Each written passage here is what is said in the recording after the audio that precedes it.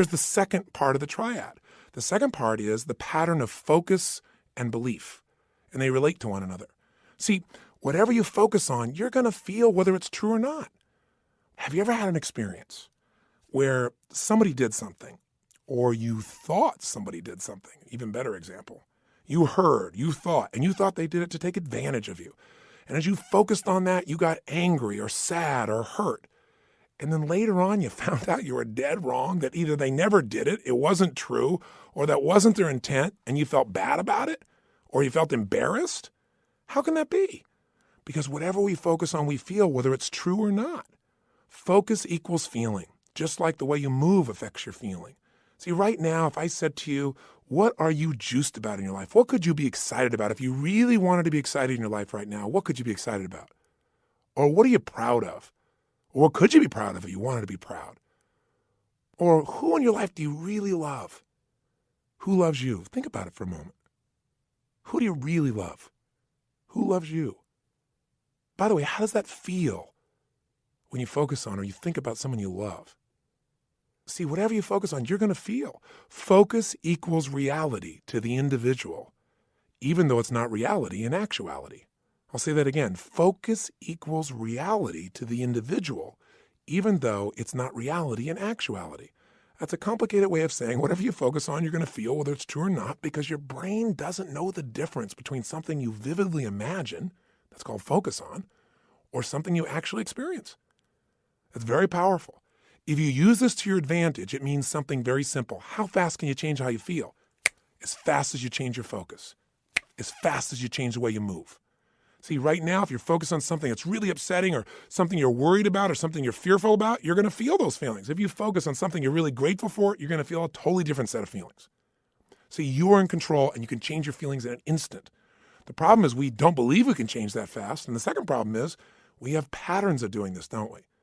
We tend to, on a regular basis, focus on what overwhelms us or focus on what we're upset with in our spouse or focus on why we failed in the past. And if you keep focusing on things where you didn't succeed, guess what? You're going to feel like a failure. And when you feel like a failure, you're not going to take action to make things better. You can't build on the past that doesn't work. But you can also focus on what you want, on what you want to create. You can focus on the solution. Hey, when you got a problem, everybody's got problems. But 95% of your time has got to be spent on the solution. 5% of the problem. Most of us spend all the time describing the problem more and more detail, and we wonder why we feel overwhelmed. Focus is the secret key to changing, and you can do it in an instant.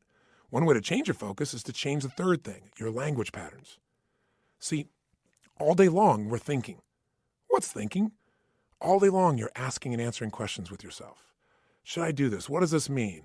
Why is this? Where is this going on? That's what initiates thinking, is a question. You know what the problem is? We have patterns of questions we ask that don't serve us. Some of us ask questions like, how come this always happens to me? Well, it doesn't always happen to you. But if you ask a lousy question like that on a regular basis, your brain goes, because you're an idiot. How come I can never lose weight? Well, you can lose weight, but ask a lousy question, ask and you shall what? You receive. How come I can never lose weight? Your brain says, because you're a pig. Come up with a better question for God's sake. See, questions direct us. Questions are a form of language. And if you want to change your life, one of the things I have people discover is what questions you're asking. And also, what phrases do you say a lot? Because phrases hypnotize us. We have certain words by themselves that'll change the way you feel. If somebody says to you, hey, listen, I think you're mistaken about that. You might have one feeling. They go, you're wrong. You feel something very different just by the language. If somebody says you're lying, you have a whole different feeling, don't you? One word can change the way you feel when someone else speaks it to you. The words you select powerfully affect you. And I don't mean just being positive and doing the Stuart Smalley thing where you got positive self-talk, right? And you say, I'm good enough, I'm strong enough, and by golly, people like me. No, I mean noticing the habit of the words and the emotions they create. And then third part of language is the phrases that you say with such emotional intensity that you start to believe them. We call those incantations. An incantation is like, if you remember studying mythology, a sorcerer would tell a prince over and over again a phrase over and over again with such intensity that he'd be hypnotized and he'd think that he was a frog. And so, of course, he was a frog. That's what he experienced. We experience whatever we focus on. We feel whatever we picture. We feel whatever we say to ourselves. We feel whatever we do with our bodies. Those are the three patterns. If you change those three patterns, any one of the three, you're going to change how you feel. If you change all three, you're going to radically change how you feel. if you change the pattern of how you use your body, if you change the pattern of what you focus on daily, which, by the way, I'm going to show you a technique for doing today that could change your life. Very simple. If you change the pattern of what you say to yourself with the emotional intensity you say it, you're going to change the pattern of how you feel. Now that means you could pick any feeling you want. Say, if I want to feel that way, what do I do with my body? When I'm in that state, how do I move? How do I speak? What do I do? Let me try it. When I'm feeling that good, what do I focus on? What do I really focus on? And by the way, what does it mean to me when I focus on it? Because you can focus on something and one person looks at it and says, because that happened, that's why I can never be close to another man or woman in my life. That's why I can never trust again.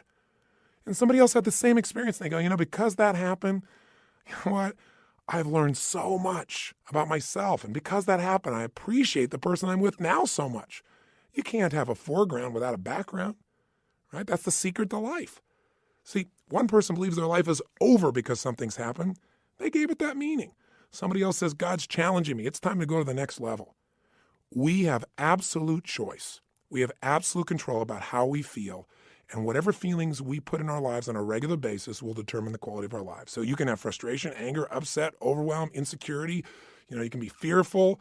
You can live in a state of guilt, worry, whatever. Or you can live in a place called passion, joy, thankfulness, gratefulness, connection, love, wonder. And if you create those emotions on a regular basis, are you going to have a different life? You bet you are. Okay, so how do we take these three understandings and make it so we don't have to think about it, but we actually, on a regular basis, condition ourselves to have the great emotions we want and get rid of the emotions you don't want? Well, first step is awareness. See, next time you start to feel like, I'm so frustrated, I'm so angry about this, notice what you're doing with your cheeks. What are you doing with your mouth?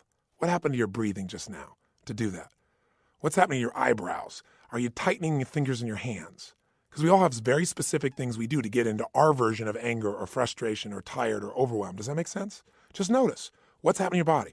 Say, okay, I'm not breathing. That's a clue. Let me start with a little change there.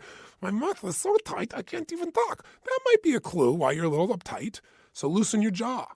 Second thing, okay, what am I focusing on? I'm focusing on how, this isn't working. Now, to help you understand the belief part, ask yourself, in order to feel this way, what would I have to believe? In order to be frustrated, what would I have to believe? I have to believe that it should be better than it is, and it's not, and it's not working. Well, maybe it isn't working, but is that going to help you to focus on it isn't working? Let's focus on what we can do. Or if you say, I feel like it's hopeless because in order to feel hopeless, I have to believe that there's nothing I can do. Is that really true? Is there's nothing you can do? Or are you just caught up in a state? Are you just caught up in a pattern? See, if you ask yourself, what do I have to believe to feel this way? It'll help you to break that part of the triad because you'll start to say, that isn't really even true. All right, so that'll help you there. Third part of awareness is to say, okay, what am I saying to myself? Why do they do this? How come they always do these things? Why don't they ever listen? Well, I'm asking a lot of lousy questions because they may listen sometimes, but I'm saying they don't. I'm saying it with total intensity. Of course I'm going to feel bad. Let me change what I'm saying. Let me change what I'm asking. How can I turn this around? What do I need to focus on to make this work? What's the truth here? Maybe I can't control it all, but I can control what it means to me. What does this really mean? If you just have that awareness and you break your pattern, you can get out of a negative emotion in a moment. Then you can say, well, how do I want to feel? To feel like that, what would I have to do with my body? To feel like that, what would I have to focus on right now? What would I have to believe? I have to believe, I can turn anything around. I may not like it, but I can make it happen. It's just another challenge that God's given me to sculpt my muscles, right? Sculpt my soul. Throw it at me. God's the greatest trainer on earth because a great trainer, when you think you got nothing left, what do? They go, give me 6 more. You go, 6 more? I don't even have 1 more.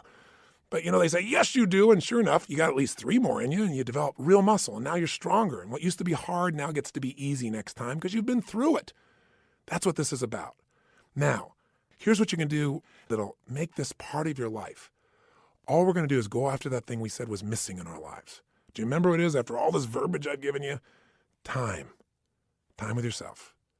But we're going to structure that time so that we create a daily triad that puts us in a state of mind where things flow. Have you ever had that happen? It's like, yes, I know what to do. Of course. Oh, yeah, it's a challenge. Big deal. Bring it here. Let's handle it. No big deal. Come on. Don't worry. Have you been in those states where nothing can shake you? You can hope that you're going to pop into one of those states and get lucky, or you can create it every morning before you start your day. So you start with a foundation that's so powerful that it affects you and everybody around you. You can make life beautiful. Life can be beautiful for you every day if you do the things he did with his body.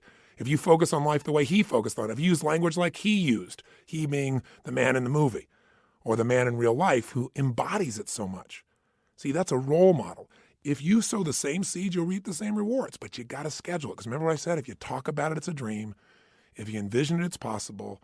But if you schedule it, it's real.